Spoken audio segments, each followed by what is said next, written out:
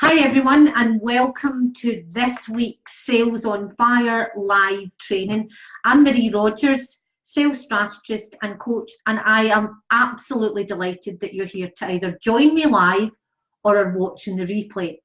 So today, without further ado, I'm going to get right into this week's training to help you set your sales on fire.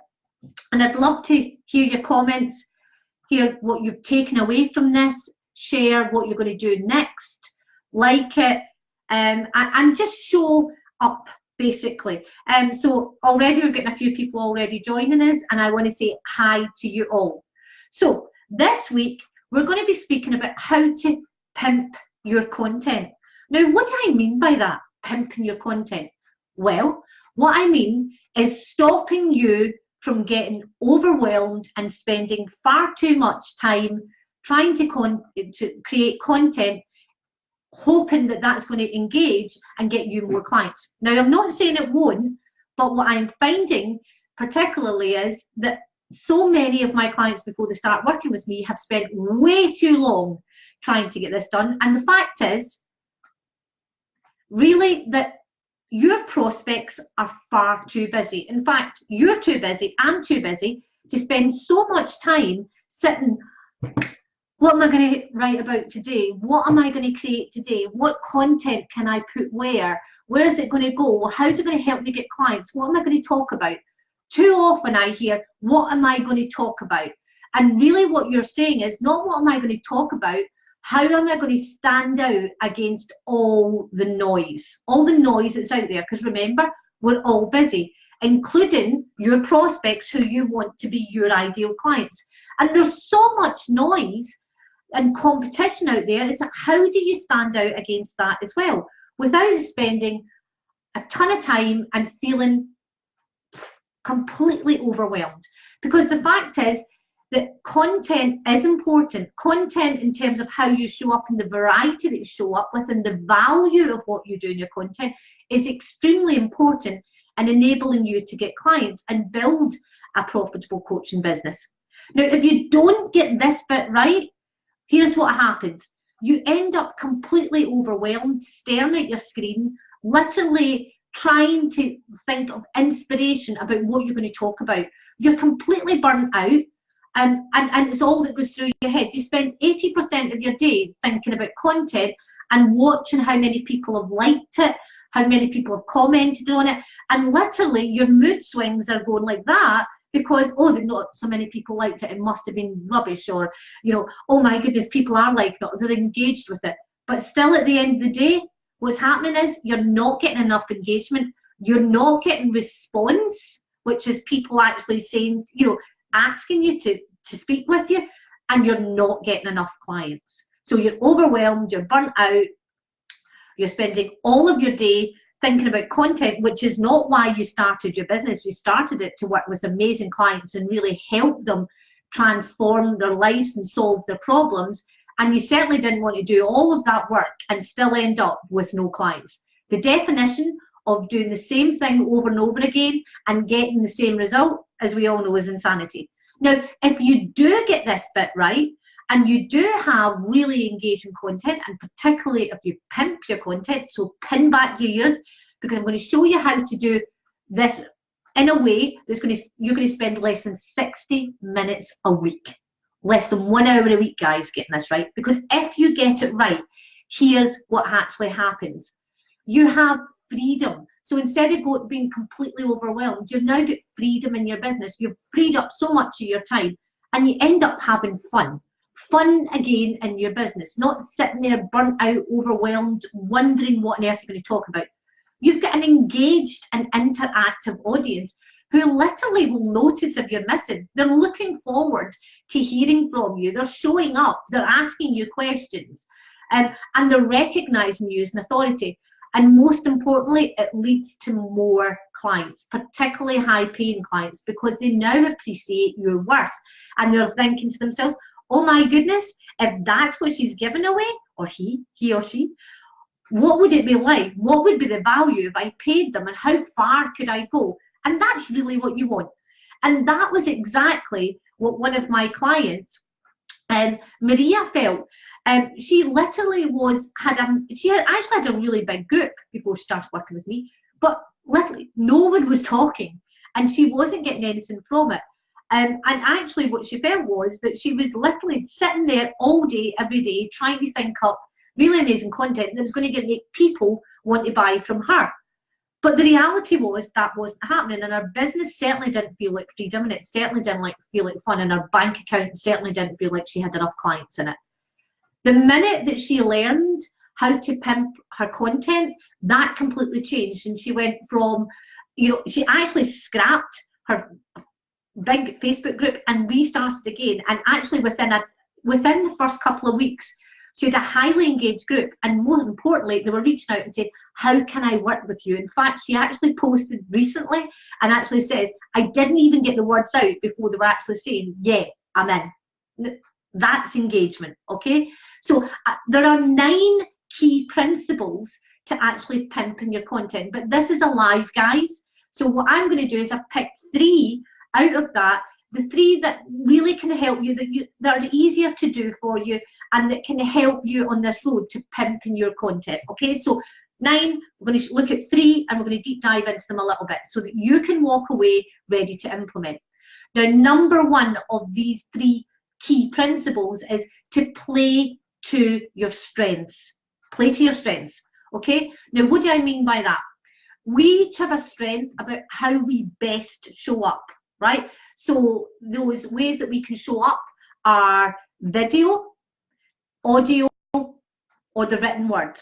One of those are our great strengths and where we should actually play to. For example, for me, I find video really easy, and I find the written word really quite hard. Okay, so when I show up, I play to my strengths. I show up well in video, and that is my number 1 go-to place. Now, there's lots of things I can then do. So play up, find out which is your number 1. So if it's the written word, that's how you first show up. That's exactly what you take as your main content.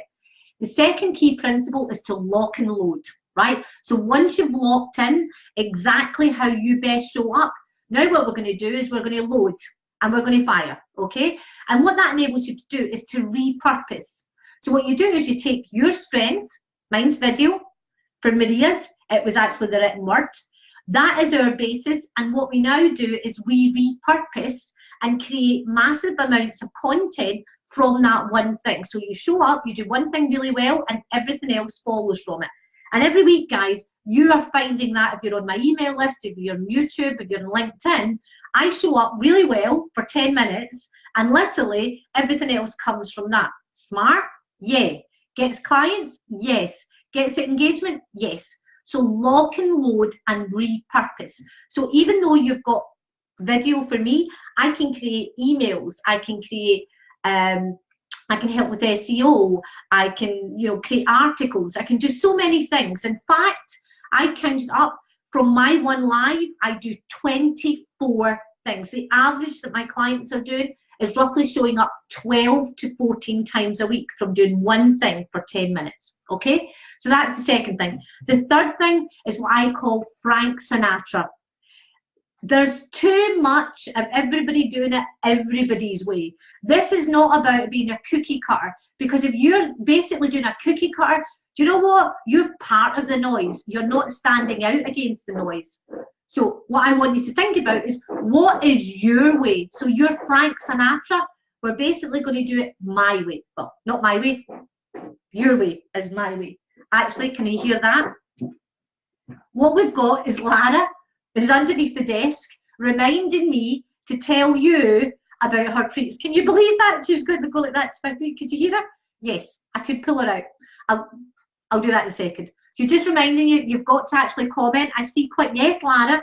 Yes, there is quite a few people joined, and yes, you will be getting treats. Okay, remember guys, throughout April, my lives, engage, like, post. I'm reminding them an emoji, and Lara, Millie, and Socks get a treat. Not gonna let me forget this.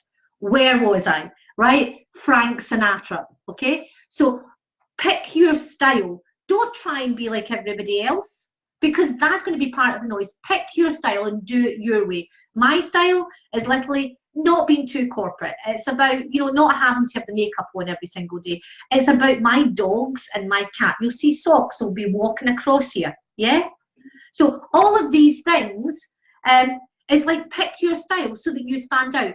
Now, those are 3 key principles from the 9 that I use within my group and what I talk about in terms of how to pimp your content, but they're 3 really good ways.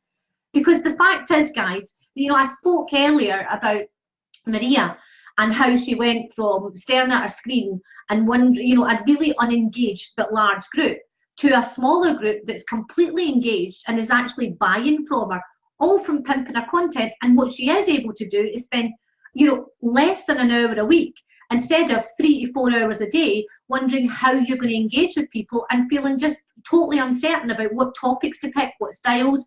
All of that we cover in Pimp Your Content. The styles, the content, the topics, where you're going to show up, how you're going to actually do it. But those 3 are good ways to start for you guys, okay? And if you want to find out more, you know what to do.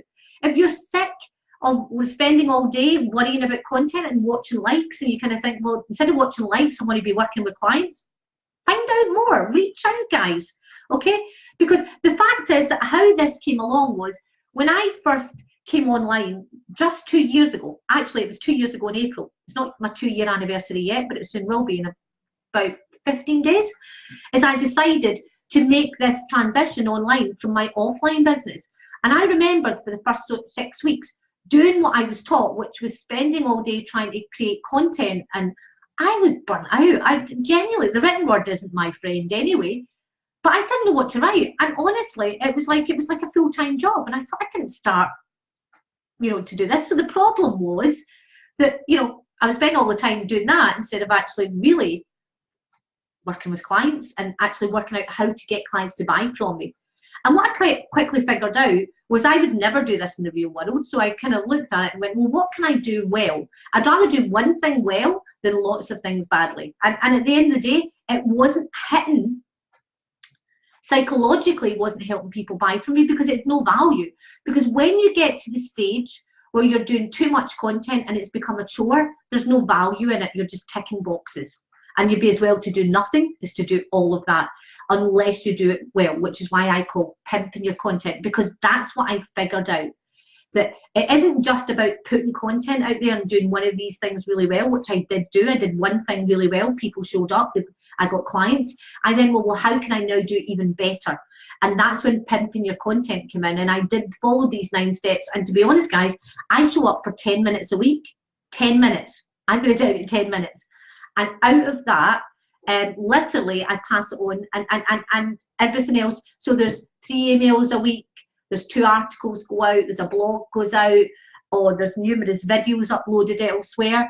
And even if you're doing it on your own, that will take you less than 1 hour a week. So here's the actions from today. 1, play to your strengths. 2, lock and load, guys, and repurpose. And 3, remember, you've got to be Frank Sinatra and you've got to do it my way. Not my way, your way. You know what I mean? Yeah? Okay? So what are your takeaways from today? What have you taken away from this live training? I'd love you to share with us. I also, like, I've got to be honest, there's somebody wanting to sit here and actually, yeah, here she is. Oh, she came into the live. Oh, look at this. She's licking me. Oh, my baby girl.